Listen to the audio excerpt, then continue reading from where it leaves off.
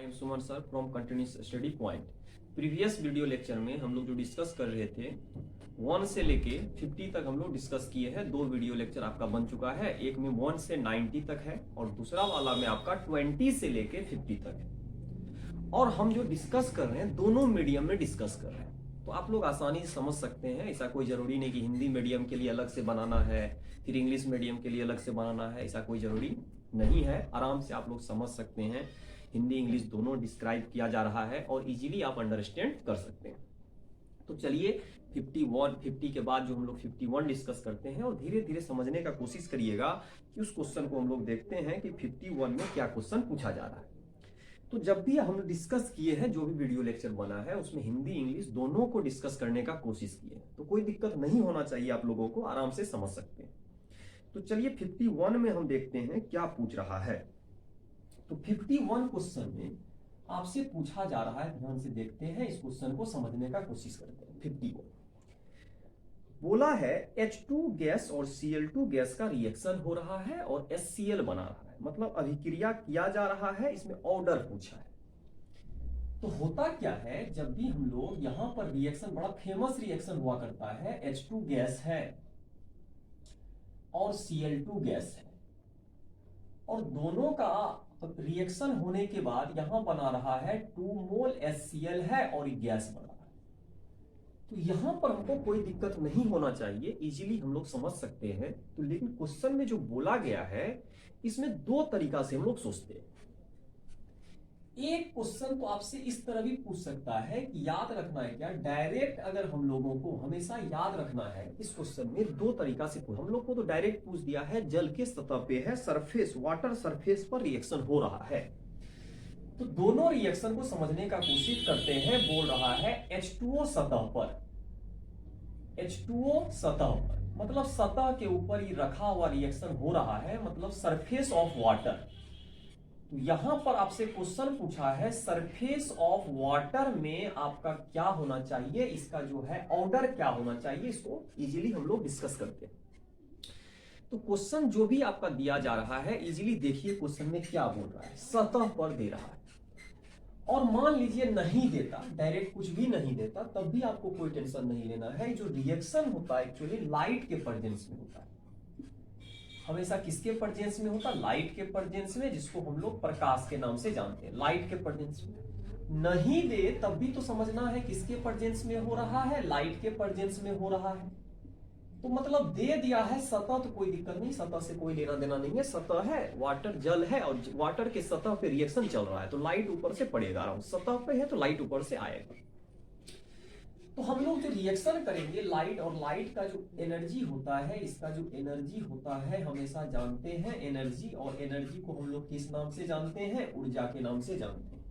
तो इसका जो आपको पहले से पता है कि हम लोग जब भी इसके बारे में डिस्कस करेंगे तो इसका जो फार्मूला होता है H म्यू होता है। तो हम लोग को पता है लाइट का एनर्जी होता है H म्यू होता है, तो H म्यू आसानी से हम लोग बोलेंगे, और लाइट इस पर पड़ा है तो रिएक्शन हुआ है।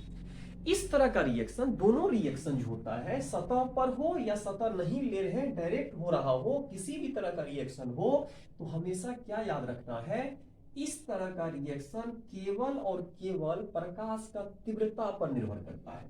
मतलब रेट जो है इसका, रेट जो होगा हमेशा किसका होगा, रेट इक्वल टू के, और यहां पर डायरेक्ट आ जाएगा क्या, हम लोग हमेशा याद रखेंगे इसमें रिएक्टेंट, जो रिएक्टेंट लेते हैं, मतलब जो रिएक्टेंट लिए हुए हैं उस पर पावर क्या चलेगा, 0। बहुत इंपॉर्टेंट है। मतलब डायरेक्ट आप बता सकते हैं कि इसका जो रिएक्टेंट लिए हुए हैं H2 और Cl2, अगर डायरेक्ट आप क्वेश्चन बनाते तो एक H2 है और एक आपका Cl2 है, दोनों मिलके आपका 2HCl दे रहा है, तो ऑर्डर आप 2 बोलते हैं। लेकिन होता क्या है, इस तरह का रिएक्शन में रिएक्टेंट का कोई भूमिका नहीं होता है। रिएक्टेंट कम लीजिए ज्यादा लीजिए, कोई दिक्कत नहीं है, आपका प्रोडक्ट HCl ही बनेगा, और किसके प्रेजेंस बनेगा, लाइट, प्रकाश के उपस्थिति में बनेगा। और प्रकाश के उपस्थिति में कोई भी रिएक्शन हो हमेशा कौन सा होता है, 0 ऑर्डर। इसका जो ऑर्डर आएगा, ऑर्डर हमेशा होगा, ऑर्डर जो जिसको हम लोग किस नाम से जानते हैं, कोटि के नाम से जानते हैं, इसका ऑर्डर क्या आना चाहिए, 0। तो ऑर्डर आपका 0 हो गया। तो डायरेक्ट चलते हैं ऑप्शन में, ऑप्शन देखते हैं कौन सा करेक्ट हो रहा है आपका। तो ऑर्डर हो जाएगा 0, ऑप्शन आपका डी करेक्ट है। तो यहां से ऑप्शन कौन सा करेक्ट हो गया, डी। तो फंसना नहीं है, सतह कोई भी हो लाइट पड़ना अनिवार्य है, लाइट उस पर जाएगा और लाइट की एनर्जी, लाइट की उपस्थिति में कोई भी रिएक्शन हो रहा हो तो हमेशा कौन सा रिएक्शन कहलाएगा, जीरो ऑर्डर रिएक्शन कहलाएगा। तो इसमें कोई दिक्कत नहीं होना चाहिए। चलिए नेक्स्ट क्वेश्चन पे चलते हैं। तो नेक्स्ट क्वेश्चन जो हम लोग डिस्कस करने वाले हैं, नेक्स्ट क्वेश्चन पूछ रहा है कि एक सतह है, एब्जॉर्ब किया जा रहा है गैस को, बहुत इंपॉर्टेंट है, 52 पूछा जा रहा है। एक सतह है, सतह पर क्या हो रहा है, गैस एब्जॉर्ब हो रहा है। हम लोग बोले थे सतह पर गैस जमा होगा, यहां पर गैस है और गैस को सतह पर जमा करने का कोशिश कर रहा है, इसको एब्जॉर्ब कर रहा है। इसको क्या कर रहा है, एब्जॉर्ब कर रहा है। यहां एब्जॉर्प्शन प्रोसेस है। तो एब्जॉर्प्शन प्रोसेस जो होगा, तो एब्जॉर्प्शन को क्या बोलते हैं, अधिशोषण। इसको क्या बोलते हैं, अधिशोषण के नाम से जानते हैं। तो इसका हम लोग जानते हैं, सतह पर कोई चीज हो तो इसको हम लोग अधिशोषण के नाम से जानते हैं। तो अधिशोषण हो रहा है, सतह पर आपका जमा हो रहा है। ठीक है, कौन जमा हो रहा है, गैस जमा हो रहा है, सतह पर गैस जमा हो रहा है। तो जो है आपका गैस है, ये ऊपर देख रहे हैं ये हमेशा क्या है, गैस है। तो आपका यहां पर गैस है और गैस जो है सतह पर जमा होने का कोशिश कर रहा है। तो सतह पर गैस जमा होने का कोशिश कर रहा है, एब्जॉर्प्शन है, अधिशोषण, यही बोलना चाह रहा है क्वेश्चन। और क्वेश्चन बोल रहा है जमा हो रहा है और सरफेस पर जमा हो रहा है, किस पर डिपेंड करेगा, किस पर निर्भर करेगा, ताप पर। सही बात है, ताप यदि ज्यादा होगा तो गैस इसके नजदीक आना नहीं चाहेगा। तो एक ऑप्शन ऐसे भी करेक्ट है। दूसरा दाब पर, सही है, दाब पर भी निर्भर करेगा, सही है। गैस की प्रकृति पर, हाँ, गैस किस प्रकार का है उस पर भी निर्भर करेगा। तो प्रत्येक चीज पर निर्भर कर सकता है। अगर कोई गैस सरफेस पर आ रहा हो तो ऑप्शन नंबर कौन सा करेक्ट हो जाएगा, डी नंबर। ठीक है, कोई गैस अगर सरफेस पे आ रहा है, अगर आप ताप ज्यादा दे दीजिएगा, टेम्परेचर अगर ज्यादा रखिएगा तो ऑटोमेटिक है गैस नजदीक आना नहीं चाहेगा, गैस दूर जाना चाहेगा। तो आपका यहाँ पर आना, सरफेस पर जमा नहीं हो पाएगा, आपको सरफेस पे जमा करना। दूसरा दाब, दाब अगर ज्यादा दीजिएगा तो आसानी से इस पे चिपक जाएगा, कोई दिक्कत नहीं है। और तीसरा इंपॉर्टेंट पॉइंट होता है नेचर ऑफ गैस, गैस का प्रकृति पर निर्भर करेगा, क्योंकि गैस का प्रकृति अलग अलग हो सकता है। सारा गैस का नेचर अलग अलग होता है और जिस गैस का नेचर जिस प्रकार का होगा उसी तरह सतह पर जमा होगा। तो इसमें कोई दिक्कत नहीं होना चाहिए। तो 52 ऑप्शन का डी आंसर आ जाएगा, डी। ठीक है, तो इसमें कोई दिक्कत नहीं होगा। चलिए नेक्स्ट क्वेश्चन पे चलते हैं। इसके बाद चलते हैं 52 के बाद 53 पर।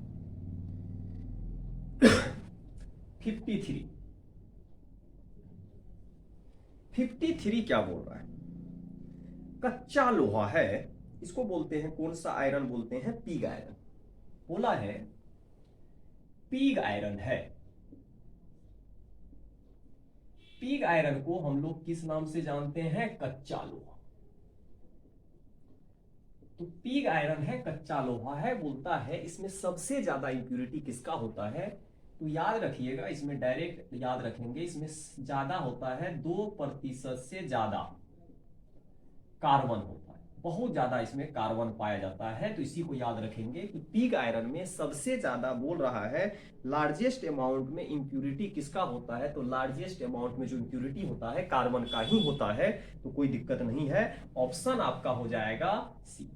इंप्यूरिटी के रूप में होता है, इसमें इंप्यूरिटी होना चाहिए पिग आयरन। तो यहां जो इंप्यूरिटी है ज्यादा मात्रा में पाया जाता है कार्बन। क्यों होगा, जब हम लोग प्यूरिफिकेशन करेंगे पता चलेगा। इसमें कोक मिला देते हैं, जो कोक मिलाते हैं तो ऑटोमेटिक बात है कोक का कुछ पार्ट उस पिग आयरन में मिलता जाएगा, पिघला हुआ बाहर निकल रहा है, बाहर निकल रहा है, बाहर निकल रहा है, क्योंकि भट्टी में गर्म करते हैं इसको, तो भट्टी में पिघल जाता है लोहा। और जो लोहा पिघलता है किसके प्रेजेंस में होता है, इसमें कोक लिया जाता है, कार्बन लिया जाता है रिड्यूसिंग एजेंट के रूप में। तो ऑटोमेटिक है जिसके साथ रिडक्शन कर रहे, जरूरी नहीं कि सारा का सारा आपका रिडक्शन कर देगा, उसमें कुछ ना कुछ पार्ट बचेगा, वही पार्ट इसमें जमा हो जाता है, जिसको कौन सा आयरन बोलते हैं, पिग आयरन। ठीक है, कच्चा लोहा। तो इसका कोई दिक्कत नहीं है, ये भी आपका आंसर आ गया। तो आपका आंसर कौन सा हो गया, सी नंबर। चलिए अब चलते हैं 54 में। 54 बहुत इंपॉर्टेंट क्वेश्चन है। 54 है एम्फोटेरिक। क्या है, एम्फोटेरिक है। बहुत इंपॉर्टेंट क्वेश्चन है, बोला है एम्फोटेरिक है। उभयधर्मी कौन है? ऑक्साइड होता है, जनरली एम्फोटेरिक ऑक्साइड होता है उभयधर्मी। मतलब आपको पूछा है उभयधर्मी, दोनों नेचर का होता है। इसमें क्या होता है, एसिड भी होगा और बेस भी होगा, दोनों कैरेक्टर इसमें होता है। एसिड का भी कैरेक्टर होगा, बेस का भी कैरेक्टर होगा। एसिड के साथ भी रिएक्शन करेगा, बेस के साथ भी रिएक्शन करेगा। एसिड का मतलब हो गया अम्ल और इसका मतलब हो गया क्षार। इसका मतलब क्षार भी हो सकता है, अम्ल भी हो सकता है, इसमें कोई दिक्कत नहीं होना चाहिए। आप आसानी से इसको समझ सकते हैं कि एम्फोटेरिक उभयधर्मी है। और उभयधर्मी कौन होगा, ऑप्शन में आपको दिया है। तो हमको इसमें थोड़ा सा याद क्या रखना है, हो सकता है इसके जगह पे दूसरा भी दे दे, तो हमको याद रखना है जनाबे अली। इसमें याद रखना है जनाबे अली बेकार गाया पंजाबी सॉन्ग। तो यहां पर पंजाबी सॉन्ग जो है बेकार गाया, अगर इसको याद रखिएगा तो आसानी से हम लोग, इसमें तो डायरेक्ट आंसर आपका आ जाएगा, कोई दिक्कत नहीं है। तो हमको याद रखना है पंजाबी, तो यहां पर हो जाएगा जनाबे अली। तो यहां पर जो भी है हमको आराम से देखना है और इसको कोशिश करना है समझने का।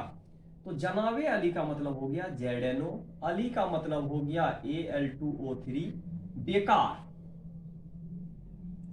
बेकार गाया है तो बेकार का BeO, कार का मतलब Cr2O3, गाया तो यहां पर Ga2O3, गाया गैलियम है। पंजाबी सॉन्ग है तो PbO, सॉन्ग है तो SnO2। यही सब जनरल है, यही आपका क्या है, इस तरह करके अगर याद रखिएगा तो ये आपका एम्फोटेरिक है, उभयधर्मी है, जो डिफरेंट डिफरेंट आपका करेगा। और ये क्या होगा, एसिड के साथ भी अभिक्रिया कर सकता है, रिएक्शन कर सकता है, बेस के साथ भी रिएक्शन कर सकता है। इसलिए इसमें ऑप्शन हमको कौन सा दिया है, NaMgSO2 नहीं होगा, ZNO। तो ZNO यहां आ रहा है तो डायरेक्ट ऑप्शन मार देंगे, इसमें ऑप्शन आपका क्या होगा, डी होगा। इसको याद रखिएगा, जनाबे अली बेकार गाया पंजाबी सॉन्ग। इससे क्वेश्चन को याद रखने में बहुत इजी होगा, आराम से उभयधर्मी को आप याद रख सकते हैं, एम्फोटेरिक को याद रख सकते हैं। ठीक है, तो अब हम लोग नेक्स्ट की ओर बढ़ेंगे, तो यहां तक किसी को कोई दिक्कत नहीं होना चाहिए। अब नेक्स्ट क्वेश्चन पे चलते हैं और इसको धीरे धीरे करके डिस्कस करते हैं। तो 54 हो चुका है मेरा, अब आगे बढ़ते हैं। यहां तक तो कोई दिक्कत नहीं है किसी को, आराम से हम लोग समझ चुके हैं, अंडरस्टैंड कर चुके हैं। इसको धीरे धीरे एनालाइज करिएगा और समझने का कोशिश करिएगा, तो कोई दिक्कत नहीं होगा। तो अब हम लोग आगे बढ़ते हैं।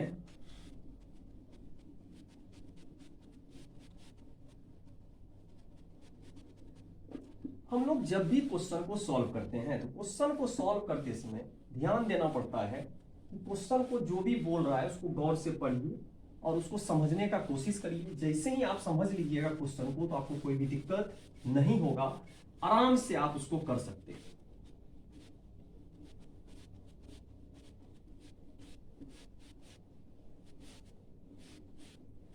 तो हमको यहां तक में कोई दिक्कत नहीं है, डायरेक्ट हम लोग क्वेश्चन पे चलते हैं। अब हम लोग चलते हैं अगला क्वेश्चन। यहां पे देख लिए कि एम्फोटेरिक कैसे याद रखना है, जनाबे अली ने गाया पंजाबी सॉन्ग, बेकार गाया पंजाबी सॉन्ग। इस तरह करके अगर याद रखिएगा तो आपको याद रहेगा। अब ध्यान देना है नेक्स्ट क्वेश्चन पे। नेक्स्ट क्वेश्चन चलते हैं 55। 55 बहुत इंपॉर्टेंट क्वेश्चन है। आपसे पूछा क्या है, तो लेविस एसिड पूछा है, बहुत इंपॉर्टेंट क्वेश्चन हो जाता है। 55 है और लिविस अम्ल पूछा है, तो कोई दिक्कत नहीं है। तो यहां से आपसे क्वेश्चन पूछ रहा है लिविस अम्ल पूछा है। तो लिविस अम्ल जो पूछा है, एसिड जो पूछा है, हम लोग इसका जानकारी अब लेते हैं। ये करेगा क्या, इलेक्ट्रॉन गेन करेगा, बहुत इंपॉर्टेंट है। इलेक्ट्रॉन को ग्रहण करता है, तो इलेक्ट्रॉन ग्रहण करेगा, ये फिक्स हो गया कि लेविस अगर हो, अम्ल हो, एसिड हो, तो इलेक्ट्रॉन लेगा, देगा नहीं। वही क्षार पूछता तो देता। एक काम हो गया। फिर हमको ऑप्शन में दिया है प्रबल कौन है, तो होता क्या है, जनरली अगर आप देखिएगा BF3 तो इस तरह का स्ट्रक्चर होता है BF। फिर है आपका BCl3,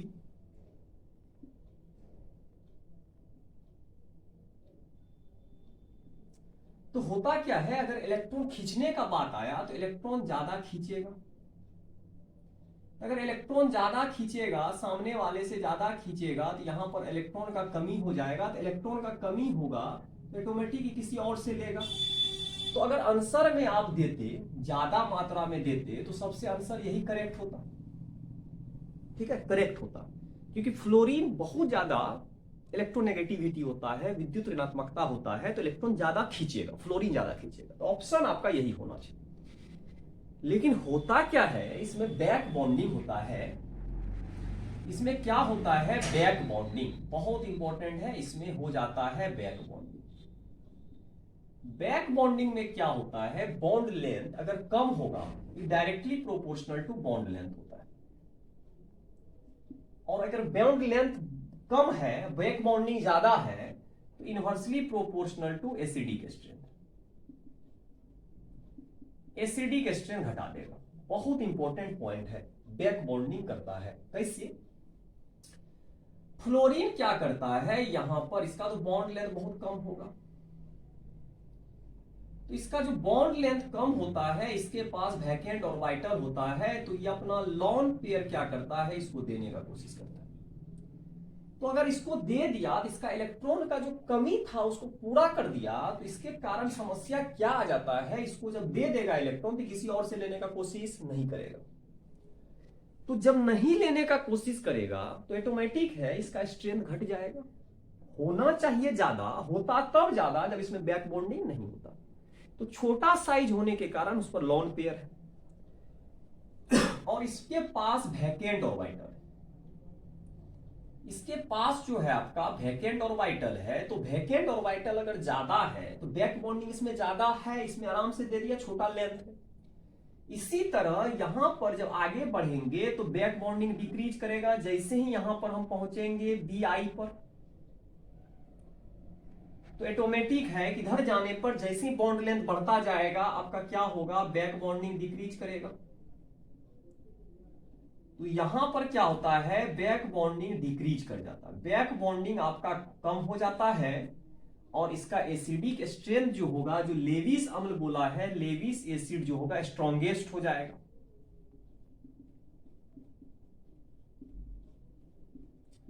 तो ऑप्शन मेरा होना चाहिए था BF3, लेकिन ऑप्शन अब अलग हो जाएगा, BI3 हो जाएगा। रीजन अगर एग्जाम में पूछ दे कभी तो आराम से बता सकते हैं, लेंथ छोटा है, फ्लोरीन पर लॉन पेयर है, लॉन पेयर बोरोन को दे देता है, तो ऑब्वियसली बात है किसी और से इलेक्ट्रॉन लेगा नहीं, तो स्ट्रेंथ उसका घट गया। तो ऑप्शन जो होगा आपका क्या होना चाहिए, ऑप्शन डी करेक्ट होगा। ऑप्शन डी करेक्ट होगा। क्यों करेक्ट हुआ आप आसानी से देख सकते हैं कि डी करेक्ट क्यों हो रहा है। हम लोग जब देखेंगे तो बैक बॉन्डिंग के कारण ऐसा घटना हो चुका है इसमें, यहां तक कोई दिक्कत नहीं है, ऑप्शन डी करेक्ट होगा। फिर चलते हैं हीलियम का, बोल रहा है हीलियम का मेन सोर्स, मुख्य स्रोत। ऑप्शन यहां पर देखेंगे 56 चलते हैं। तो क्वेश्चन जो है यहां भी बन जाएगा, ज्यादा लंबा चौड़ा क्वेश्चन नहीं है। तो आपका ये क्वेश्चन कौन सा था, 55। अब चलते हैं 56 क्वेश्चन पे। बोला है हीलियम, हीलियम का मेन सोर्स। हीलियम का मेन सोर्स कौन है उसको देखना है। तो हीलियम का जो मेन सोर्स है, मुख्य स्रोत है, हमसे पूछा हीलियम का मुख्य स्रोत कौन है, मेन सोर्स क्या है, उसी के बारे में पूछ रहा है। हम लोग इजीली इसके बारे में जानकारी दे सकते हैं कि जनरली जो रेडियो सक्रिय तत्व होता है, रेडियो एक्टिव,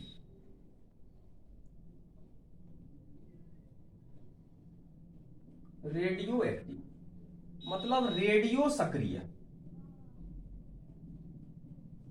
वहीं से अल्फा बीटा गामा जनरली निकलते रहता है। बहुत इंपॉर्टेंट है, हीलियम का अगर मुख्य स्रोत पूछे तो रेडियो एक्टिव जो होता है, उससे हम जानते हैं कोई भी रेडियो एक्टिव अगर पदार्थ हो इससे हमेशा 3 चीज निकलेगा, अल्फा, बीटा और गामा, ये हमेशा निकलते रहता है। तो जनरली हम लोग अल्फा जो होता है ना, हीलियम का न्यूक्लियस होता है, एक्चुअली हीलियम का न्यूक्लियस होता है। अल्फा जो होता है हीलियम का न्यूक्लियस होता है। तो एक्चुअली बात है कि जब हम ऑप्शन में देखने जाएंगे तो यहाँ रेडियम दिया हुआ है, रेडियम रेडियो एक्टिव है, तो रेडियम ऑप्शन नंबर कौन सा करेक्ट हो जाएगा, बी। और जनरली जो दिया गया है बाद बाकी वाटर है, एयर है, सब करेक्ट नहीं होगा, तो रेडियम आपका इजीली हीलियम को दे सकता है। तो यहां तक कोई दिक्कत नहीं है। नेक्स्ट बोला है इसमें कौन सा उपधातु है, तो कौन सा उपधातु है इसमें अगर हम देखेंगे, सल्फर है, फास्फोरस है, ब्रोमीन है, तो डायरेक्ट हम लोग जानते हैं सल्फर सब जो होता है नॉन मेटल होता है। तो 57 क्वेश्चन हम लोग चलते हैं, तो इसमें तो कोई दिक्कत ही नहीं होना चाहिए, डायरेक्ट हम लोग एसबी आंसर मार देंगे। और एसबी जो है आपका ऑप्शन नंबर कौन सा करेक्ट है, बी, सब धातु अधातु है, तो इसमें हमको कोई दिक्कत, मेटेलोइड पूछा उपधातु। फिर बोला है SO2 का प्रसंकरण क्या होगा, बहुत इंपॉर्टेंट क्वेश्चन है, 58 पूछा है। SO2 का प्रसंकरण क्या होगा, मतलब इसका हाइब्रिडाइजेशन पूछा, इसका पूछा है हाइब्रिडाइजेशन पूछा है, इसी को बोलते हैं प्रसंकरण। तो यहां पर हमको इसका प्रसंकरण पूछ रहा है, तो हम लोग इसका क्या निकाल लेंगे, संयोजी इलेक्ट्रॉन निकाल लेंगे। इसका हम लोग कुल संयोजी इलेक्ट्रॉन निकालेंगे, कुल संयोजी इलेक्ट्रॉन, कुल संयोजी इलेक्ट्रॉन मतलब टोटल वैलेंस इलेक्ट्रॉन, इसका हम लोगों को निकालना है। तो टोटल वैलेंस इलेक्ट्रॉन निकालिएगा, आराम से क्वेश्चन बन जाएगा। तो टोटल वैलेंस इलेक्ट्रॉन कितना होगा, सल्फर का 6 होता है और ऑक्सीजन का भी 6 होता है, तो 2 गुना 6, 6 गुना 12, 6 18। पहला स्टेप क्या होगा, जो भी निकलेगा उसमें 18 में यहां से कितना भागा दीजिएगा, 8 से, तो 8 दूना 16, और दूसरा दीजिएगा, यहां बचा कितना, 2/2, तो यहां बचा 1। इसको बोलते हैं बॉन्ड पेयर, बीपी, और इसको बोलते हैं लॉन पेयर। बॉन्ड पेयर का मतलब बंधन वाला, और लॉन पेयर का मतलब युग्म बचेगा, और दोनों को जोड़ देंगे तो टोटल कितना आएगा, 3 आएगा, इसीलिए इसका संकरण आ जाएगा sp2। तो यहां पर संकरण इसका क्या आ गया, sp2।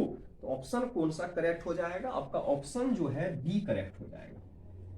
तो ऑप्शन आपका यहां से क्या है, करेक्ट, बी करेक्ट है। तो बड़ा ही इंपॉर्टेंट है कि हमेशा याद रखना है कि अगर किसी का भी प्रसंकरण पूछे, हाइब्रिडाइजेशन पूछे, तो उसमें क्या करना है आपको, सबसे पहले आप लोग संयोजी इलेक्ट्रॉन निकालिएगा, संयोजकता नहीं निकालिएगा। संयोजकता या वैलेंसी जो होता है, कितना इलेक्ट्रॉन लिया, कितना इलेक्ट्रॉन किसी को दिया, उस पर निर्भर करता है। हमको उस के बारे में तो सोचना नहीं है। तो सोचना किसके बारे में, वैलेंस इलेक्ट्रॉन के बारे में, जो बाहर कक्षा में, सबसे बाहरी कक्षा में जो इलेक्ट्रॉन होता है उसी को जोड़ लेना है। तो सल्फर के बाहरी कक्षा में हम लोगों को इलेक्ट्रॉन मिलेगा, कितना इलेक्ट्रॉन मिलेगा, 6। अब देखिएगा ये 6 कैसे निकला, अगर ज्यादा हम लोगों को दिक्कत है तो इसका जो परमाणु संख्या होता है सल्फर का होता है 16, इसको लिख सकते हैं 2, 8, 2, 10, 6, 16।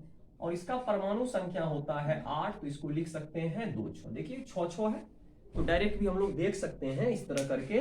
तो 6 है, तो 6 दूना 12 जोड़ दिए, तो फर्स्ट बार 8 से भागा करिएगा, तो 8 दूना 16, तो 2 बार में कटा, शेष कितना बचा, शेष आपके पास 2 बचा। तो सेकेंड बार हमेशा सारा क्वेश्चन में इसी तरह करना है कि पहला बार में 8 से भागा करना है, जो बचेगा शेष बचेगा उसमें 2 से भागा कर दीजिएगा, तो जो भी निकलेगा उसको जोड़ दीजिएगा।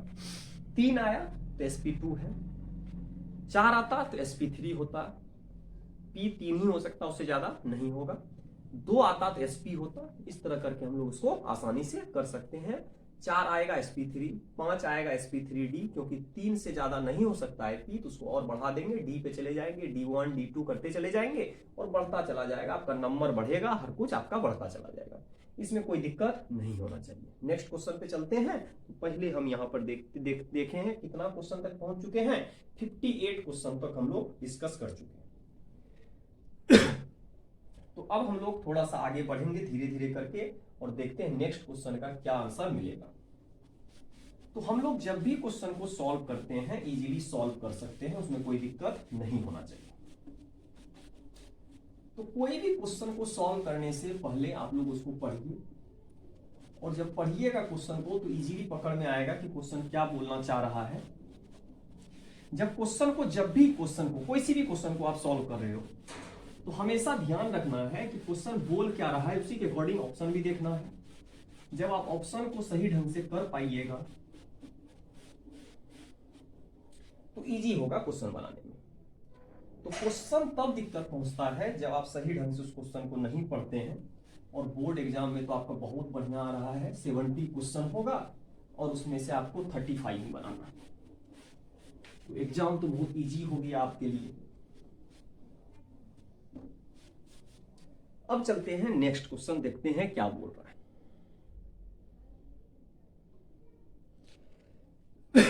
नेक्स्ट क्वेश्चन है SO2 का हो चुका है, 59 पे चलते हैं। 59 बहुत ही छोटा क्वेश्चन है। बोला है 59 में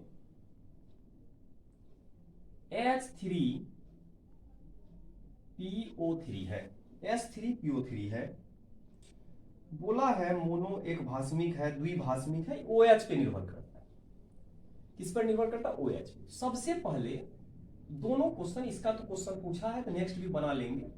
तो सबसे पहले P लिख दीजिएगा, इस पर 2 बंधन देके O से ज्वाइंट कर दीजिएगा। सबसे पहला मकसद यही होना चाहिए कि फास्फोरस का यदि क्वेश्चन हो, द्विभास्मिक है, एक भास्मिक है, मोनोबेसिक है, डायबेसिक है, कोई भी चीज बोले तो OH पे निर्भर करेगा।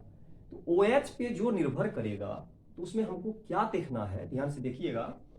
P को O से जोड़ दिए, तो P को जैसे ही O से जोड़े तो मेरा काम अभी खत्म नहीं हुआ है। यहां से हम लोग क्या करेंगे, OH है तो यहाँ OH जोड़ दिए, फिर OH जोड़ दिए, अब तक OH खत्म हो गया। वो तो आपके पास 3 ही था और यहाँ क्या आ गया, H आ गया। तो क्या है, द्विभास्मिक है, डायबेसिक है, तो ऑप्शन क्या हो जाएगा, बी। क्यों? क्योंकि OH कितना है, OH 2 है, OH पे निर्भर करेगा। तो ऑप्शन डायरेक्ट हो गया आपका बी, ऑप्शन करेक्ट है। डायबेसिक है, जिसको क्या बोलेंगे, द्विभास्मिक। चलिए नेक्स्ट चलते हैं, मर्क्यूरस। मर्क्यूरस आयन किसका है, मर्क्यूरस आयन का सूत्र। ये भी छोटा सा क्वेश्चन है, मर्क्यूरस पूछा है, मर्क्यूरस आयन पूछा है। तो मर्क्यूरस आयन जो पूछा है, यहां से कोई दिक्कत नहीं है। तो मर्क्यूरस आयन हम लोग आसानी से बना सकते हैं। इसका फॉर्मूला ही याद रखिएगा, Ag2 और यहां पर 2+, बहुत इंपॉर्टेंट। मर्क्यूरस आयन का फॉर्मूला है और ऑप्शन आपका कौन करेक्ट हो गया, बी करेक्ट हो गया। तो डायरेक्ट ही आंसर है, मर्क्यूरस आयन का फॉर्मूला पूछा था, सूत्र पूछा था। Au का ऑक्सीकरण संख्या पूछा है। तो हमको सबसे पहले जानना है Au का ऑक्सीकरण संख्या, मतलब ऑक्सीडेशन नंबर बोलिए या ऑक्सीडेशन स्टेट बोलिए। जनरली जो होता है Au का, जनरली हम क्वेश्चन को जब देखेंगे तो Au में जब भी क्वेश्चन बनाइएगा, देख लेते हैं क्वेश्चन को, देखते हैं, कोशिश करते हैं समझने का। तो Au का क्वेश्चन को आप जब भी करिएगा तो हमेशा याद रखना है कि Au का क्वेश्चन करने से इसका कन्फ्यूग्रेशन, इसका जो कन्फ्यूग्रेशन होता है XC करके होता है, और यहां पर क्या है 4F होता है, इसका 14 होता है, और इसके बाद यहां 5 आ जाएगा, 5D भी 10 होता है, और 6S1 होता है जनरली। लेकिन समस्या क्या है कि अगर यहां से देखिएगा, अगर मोस्ट कॉमन पूछता है क्वेश्चन में, ऐसा भी हो सकता था, विन्यास है इसका। तो हम लोग जब भी क्वेश्चन को करेंगे, अगर आपसे पूछता तो D10 है, इसका मतलब अस्थाई है, F14 भी आपका अस्थाई है, तो 1 होता अगर मोस्ट पूछता। लेकिन जनरली जो इसका होता है मोस्ट कॉमन, इसका जो कॉमन होता है हमेशा शो करता है +1 भी होता है, +2 भी होता है, +3 भी होता है, +5 भी होता है। इस तरह का इसका शो करता है। और इसका 2 कॉमन, मोस्ट कॉमन जो होता है यही 2 होता है। ये बहुत ज्यादा यूज होता है, तो हमको यहां से डायरेक्ट होगा, दोनों होगा, ऑप्शन सी आपका करेक्ट हो जाएगा। तो इसमें याद रखिएगा सी आपका क्या है करेक्ट, 61। इस क्वेश्चन ज्यादा आपको विन्यास से ही पता चलेगा, तो इसका याद रखिएगा कि +1 2 3 भी होता है, 5 भी होता है, लेकिन आपको 2 1 2 दिया है क्वेश्चन में, तो आपका 1 और 2 दोनों हो जाएगा। तो इस क्वेश्चन में ज्यादा कोई दिक्कत नहीं होना चाहिए। अब चलते हैं क्वेश्चन नंबर 62 में। अगर 62 में जाइएगा तो बोला है K4 Fe(CN6), तो यहां पर बोला है K4 Fe(CN6) बोला है, और बोला है इसका हाइब्रिडाइजेशन प्रसंकरण पूछा है, इसका पूछा है हाइब्रिडाइजेशन, हाइब्रिडाइजेशन पूछा है, जिसको हम लोग प्रसंकरण के नाम से जानते हैं, इसको प्रसंकरण के नाम से जानते हैं। इस क्वेश्चन को चलिए करते हैं, कोशिश करते हैं इसको समझने का। 62 नंबर प्रसंकरण पूछा है, तो हम लोग डायरेक्ट याद रखेंगे, यहां पर है क्या +1 है, तो यहां पर क्या होगा, अगर यहां +1 है आराम से हम लोग देखेंगे तो यहां पर -4 आएगा। अगर आयरन को x मानिएगा, अगर आयरन को x मानेंगे तो डायरेक्ट हो जाएगा x -1 तो -6 इक्वल टू -4, तो x बराबर आ जाएगा आपका कितना +2। ये हो गया ऑक्सीडेशन। आयरन का एटॉमिक नंबर परमाणु संख्या कितना होगा 26 होगा, तो डायरेक्ट यहां से हम लोग करते हैं, आयरन का एटॉमिक नंबर कितना होता है 26। 18 घटा दीजिएगा तो आर्गन आ गया, तो यहां पर आ जाएगा 18, तो कितना आ जाएगा 26 है, तो 18 घटा दीजिए तो आ गया इधर 6 2 8, तो 8 आएगा। यहां आ जाता है 3D4S, तो 4S को 2 दे दीजिए 6। ये आपका जनरल हो गया। अब क्या है कि जब भी हम लोग, और इस पर क्या है Fe2+ है, तो आपका खाली हो जाएगा, तो आर्गन हो गया, 3D यहां 6 आ गया, 4S 0 आ गया। अब हमको देखना है इस पर, इसको जो हम देखेंगे कितना इलेक्ट्रॉन है 1 2 3 4 5 और यहां 6। अब लिगेंड देखते हैं, जो Cn है, Cn- है, ये स्ट्रॉन्ग है, मतलब मजबूत है, तो क्या करेगा पेयरिंग करेगा, एक को यहां भेजेगा तो दूसरे वाले को यहां भेजेगा, तो पेयरिंग हो गया। तो जब पेयरिंग हो जाता है, डी अंदर आ जाता है, इसका हाइब्रिडाइजेशन क्या है, डायरेक्ट हम लोग अगर पढ़ेंगे तो यहां पर आ जाएगा डी अंदर आ जाएगा, 6 है तो DsP3 आ जाएगा, 3 1 4 2 6, तो इसका ऑप्शन डायरेक्ट हम लोगों को मिल गया D2sp3। तो चलिए ऑप्शन में देखते हैं, D2sp3 ऑप्शन कौन सा करेक्ट है, सी। हम बताए थे जब स्ट्रॉन्ग हो तो पेयरिंग होगा, और जब पेयरिंग होगा तो डी अंदर आएगा, तो कोई दिक्कत नहीं होना चाहिए, बहुत जगह इसका डिस्कस कर चुके हैं। अब चलते हैं, अगला है AgCN के साथ गर्म करने पर। 63 क्वेश्चन को देखते हैं। AgCN बोल रहा है, बड़ा इंपॉर्टेंट क्वेश्चन होता है, हीटिंग विथ इथाइल क्लोराइड है। तो यहां पर क्या है, इथाइल क्लोराइड है, तो मीथेन इथेन है, तो इथाइल क्लोराइड है, और इसको गर्म किया जा रहा है किसके साथ, AgCN के साथ। याद हमेशा रखना है, AgCN के साथ अगर गर्म करेगा तो आइसोसाइनाइड N जाके जुड़ेगा, तो यहां पर C2H5, यहां पर NC। अगर इसी चीज को आप गर्म करते, Cl है और यहां NaCl देते, NaCN देते, तो यहां डायरेक्ट आपका आंसर आ जाता क्या, C2H5, और यहां डायरेक्ट आंसर आता Cl साइनाइड। Ag दिया है, एनसीईआरटी का बहुत इंपॉर्टेंट क्वेश्चन है, AgCN दिया, आइसोसाइनाइड बनाएगा, इथाइल आइसोसाइनाइड, ऑप्शन बी आपका करेक्ट हो जाएगा, आइसोसाइनाइड बनाएगा। तो याद रखिएगा, जब भी Ag ले तो आइसोसाइनाइड बनाएगा, और जब भी NaCN ले तो आपका क्या बनाएगा, साइनाइड बनाएगा। लेकिन AgCN आपका दे दिया है, इसीलिए क्वेश्चन का आंसर क्या हो जाएगा, आइसोसाइनाइड। अब नेक्स्ट क्वेश्चन पे हम लोग चलेंगे, 63 तक हो चुका है, अब नेक्स्ट आगे बढ़ते हैं क्वेश्चन को। तो 63 हो चुका है। तो जब भी हम लोग क्वेश्चन को करते हैं तो ध्यान रखना है कि क्वेश्चन को करते समय कोई भी दिक्कत नहीं होगा, आराम से क्वेश्चन को देखेंगे और क्वेश्चन को समझने का कोशिश करेंगे, तो सारा क्वेश्चन आपसे बन जाएगा। तो हमसे जब भी क्वेश्चन पूछता है, ऑब्जेक्टिव में ज्यादा हार्ड क्वेश्चन नहीं पूछा जाता है, क्वेश्चन का आंसर आप आसानी से दे सकते हो, तो क्वेश्चन में कोई भी दिक्कत नहीं होगा। अब हमको चलना है, थोड़ा सा आगे बढ़ते हैं, क्वेश्चन की ओर चलते हैं। अब नेक्स्ट क्वेश्चन को देखने का कोशिश करते हैं, क्या पूछ रहा है, उसका क्या होगा आंसर, नहीं होगा उसको देखेंगे और धीरे धीरे उसको समझने का कोशिश करेंगे। तो हमेशा याद रखिएगा, जब भी क्वेश्चन को बनाते हैं, क्वेश्चन को शांति से सोचना है कि क्वेश्चन क्या बोल रहा है। और क्वेश्चन ज्यादा हार्ड आता नहीं है, बोर्ड सब लेवल का क्वेश्चन में ज्यादा आपको इधर उधर का क्वेश्चन नहीं पूछेगा, आसानी से आप क्वेश्चन को कर सकते हो, उसमें कोई भी दिक्कत नहीं होना चाहिए। अब चलते हैं, थोड़ा और आगे बढ़ते हैं क्वेश्चन की ओर।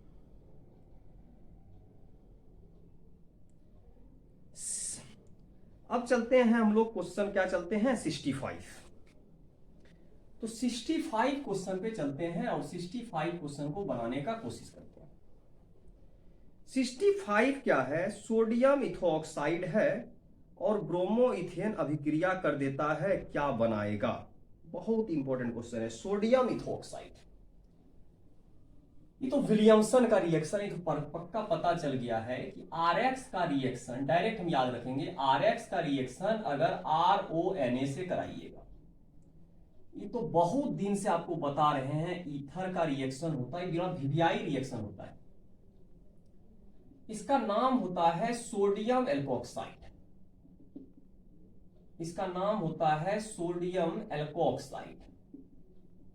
इसी से तो है, इसको बोलते हैं एल्काइल हैलाइड।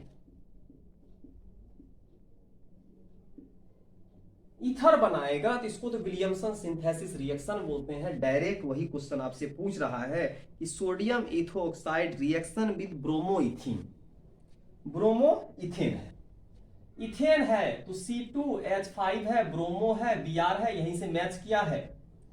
फिर बोला है सोडियम है, इथोक्साइड है, तो सोडियम इथोक्साइड है, C2H5 है, ONA है, यही रिएक्शन है, इसमें कुछ नहीं करना है। यहां वाला पार्ट NaBr के पास चले जाएगा, अलग हो गया, यहां बना देगा C2H5O, C2H5O प्लस NaBr अलग हो जाएगा, इसका नाम है विलियमसन रिएक्शन होता है। तो डायरेक्ट ऑप्शन में है डायमिथाइल ईथर, इथाइल ईथर क्या है वही देखते हैं क्वेश्चन में। तो आपसे पूछा है डाइथाइल ईथर, सही है, इधर भी इथाइल है, यहां भी आपका इथाइल है, दोनों इथाइल है, इसका नाम हो जाएगा डाइथाइल ईथर। तो ये आंसर डायरेक्ट आपका आ गया, ऑप्शन कौन सा करेक्ट है, सी ऑप्शन करेक्ट है, डाइथाइल ईथर। बड़ा वीवीआई क्वेश्चन होता है, विलियमसन सिंथेसिस, विलियमसन संश्लेषण अभिक्रिया है। अब नेक्स्ट चलते हैं, आपसे पूछा है 66 नंबर में। 66 क्वेश्चन को अगर बनाइएगा, ध्यान से देखिएगा, C4H10 है, वो है कितने समावयवी, अगर इसका पूछता समावयवी, समावयवी पूछा है तो यहां पर हो जाएगा समावयवी, अगर पूछा है तो समावयवी हो जाएगा, देखेंगे इसको, समावयवी जिसको बोलते हैं आइसोमेरिज। अगर डायरेक्ट क्वेश्चन को देखिएगा, ध्यान से देखिएगा, सारा बनेगा, इसमें दो प्रकार से समावयवी इसका बन सकता है, एक बनेगा एल्कोहल, हमेशा याद रखेंगे, इसका एक बनेगा एल्कोहल और दूसरा इसका क्या बनेगा, ईथर। बड़ा इंपॉर्टेंट, एक एल्कोहल बनेगा और एक ईथर बनेगा। एल्कोहल ईथर है, समावयवी बनाना है तो दोनों बनेगा, लेकिन आपसे क्वेश्चन में दोनों नहीं पूछा है, दोनों पूछ सकता है, तो उसको भी देख लेते हैं। एल्कोहल पहले बनाते हैं, OH हमेशा होना चाहिए, तो कार्बन 4 है, 1 2 3 4 है, यहां OH लगा दीजिए, तो एक एल्कोहल बना। दूसरा एल्कोहल इस तरह हो सकता है, C OH को यहां लगा दीजिए।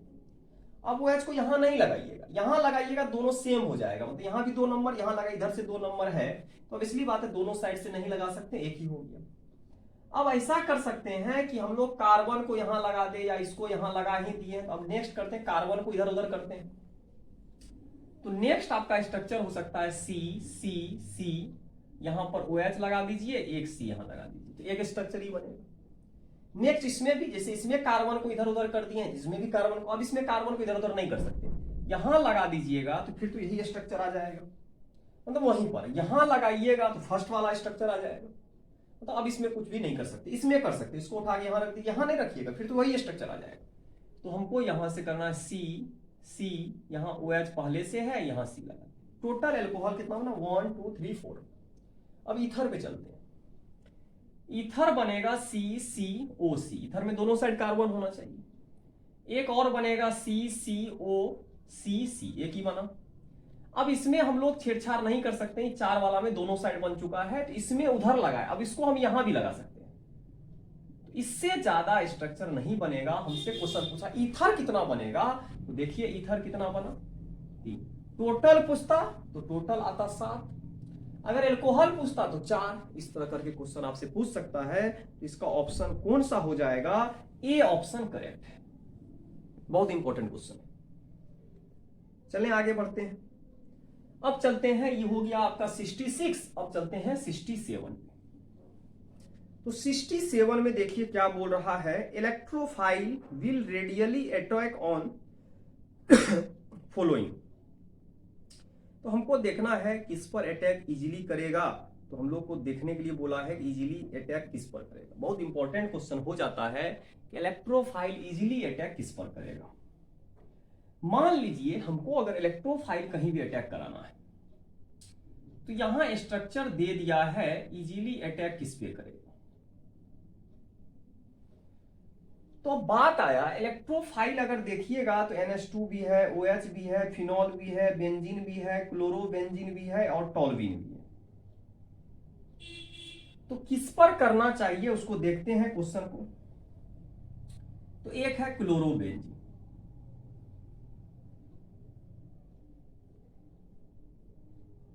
एक है आपका क्या है बेंजीन केवल है, और दूसरा क्या है फिनॉल है।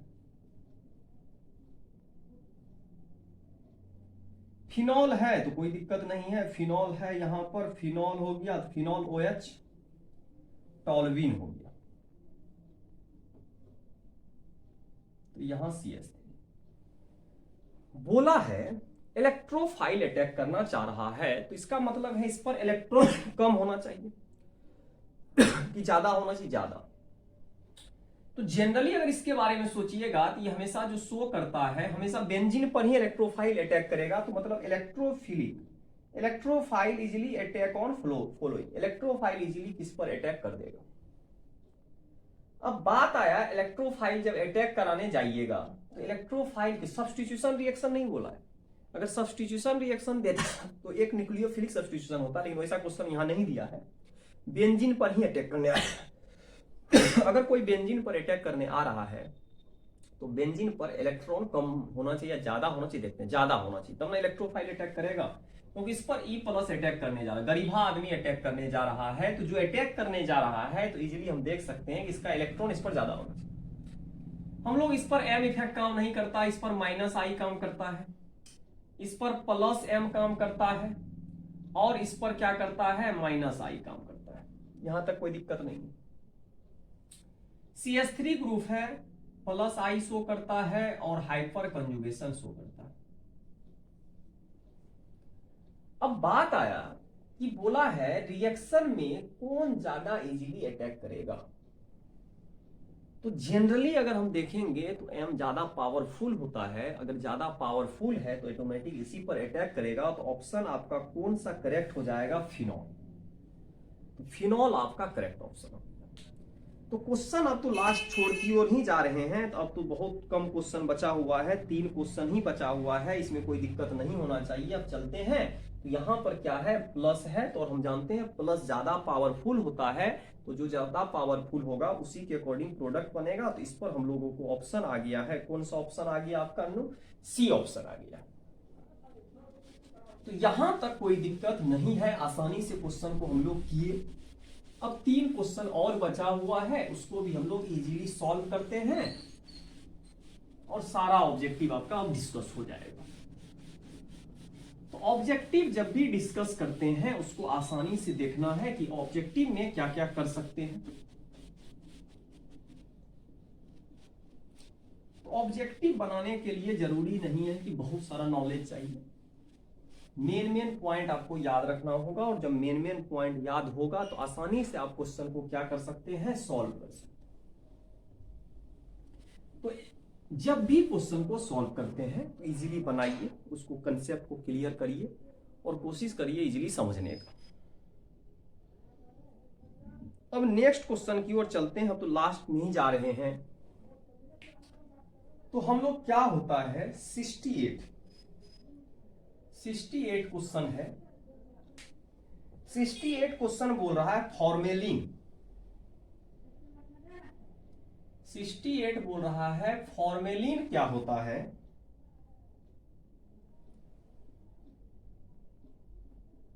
फॉर्मेलिन इजी क्वेश्चन है। होता क्या है, जब आप C डबल बॉन्ड OH, यही है, इसको बोलते हैं एल्डिहाइड ग्रुप है, पहला है। इसको जब वाटर में आप डिजोल्व कर दीजिएगा, मतलब एक्वस बना दीजिएगा, इसी का नाम होता है फॉर्मेलिन। तो इसका नाम बेंजल्डिहाइड भी होता है। तो बेंजल्डिहाइड नहीं, इसका नाम फॉर्मेल्डिहाइड भी होगा। तो SCOH को जब हम लोग क्या करेंगे, वाटर में डिजोल्व करेंगे, तो वाटर में जब डिजोल्व करिएगा तो एक एक्वस फॉर्म बनेगा, उसी का नाम होता है फॉर्मेलिन। तो ऑप्शन आपका कौन सा करेक्ट हो जाएगा, ए ऑप्शन करेक्ट है। तो इसमें कोई ज्यादा याद रखने वाला चीज। फिर बोला है अगला, कार्बोक्सिलिक अम्ल जो टॉलेंस को अवकृत करता है। मतलब यहां पर कार्बोक्सिलिक अम्ल है,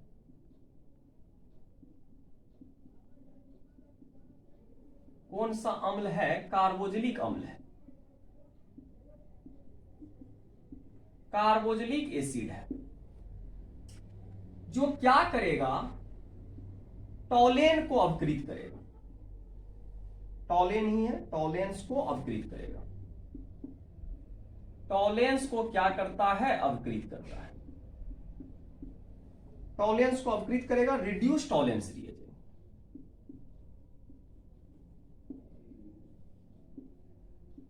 टॉलेंस रिएजेंट, इसका सीधा सा याद रखिएगा, बड़ा इंपॉर्टेंट है। ई वाला रिड्यूस नहीं कर रहा हूं, तो जनरली जानते हैं इसका जो नियम है, टॉलेंस किसको देता है, टेस्ट देता है, परीक्षण देता है। ये जनरली परीक्षण देता है। किसका देता है, कीटोन होता है और एक एल्डिहाइड होता है। एल्डिहाइड का देता है, कीटोन का नहीं देता है। ये तो पहले से हम लोग जान रहे हैं कि एल्डिहाइड का टॉलेंस देता है, कीटोन का नहीं देता है। लेकिन उल्टा क्वेश्चन पूछा है कि कौन सा है एसिड जो टॉलेंस को क्या कर देगा, रिड्यूस कर देगा। ये तो ऑक्सीडाइज करता है, ऑक्सीडाइज करके एसिड बनाता है। तो उल्टा रिएक्शन कौन करेगा, तो इसको याद रखिएगा, रिएक्शन उल्टा कर दिया है, इस बार रिडक्शन ही पूछ दिया है। तो जिस एसिड के पास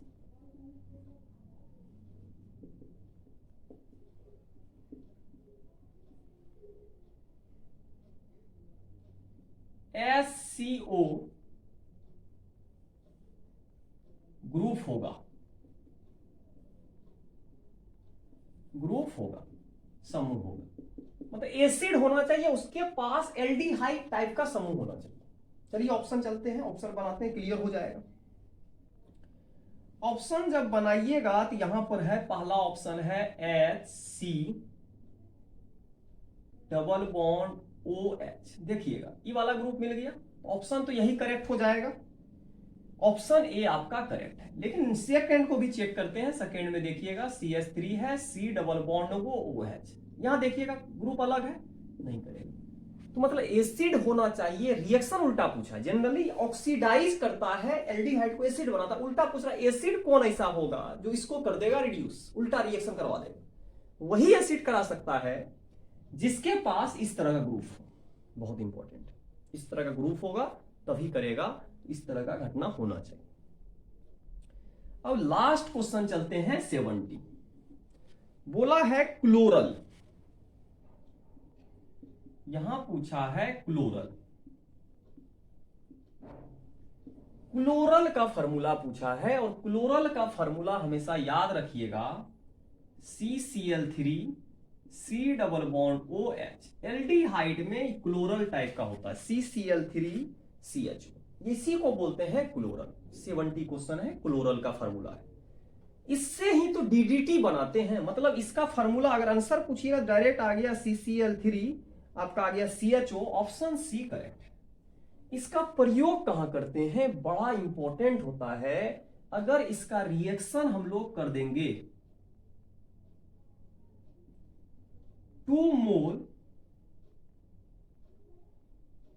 फिनॉल से, 2 मोल फिनॉल से, या हम डायरेक्ट इसको लिखते हैं, इसका प्रयोग करते हैं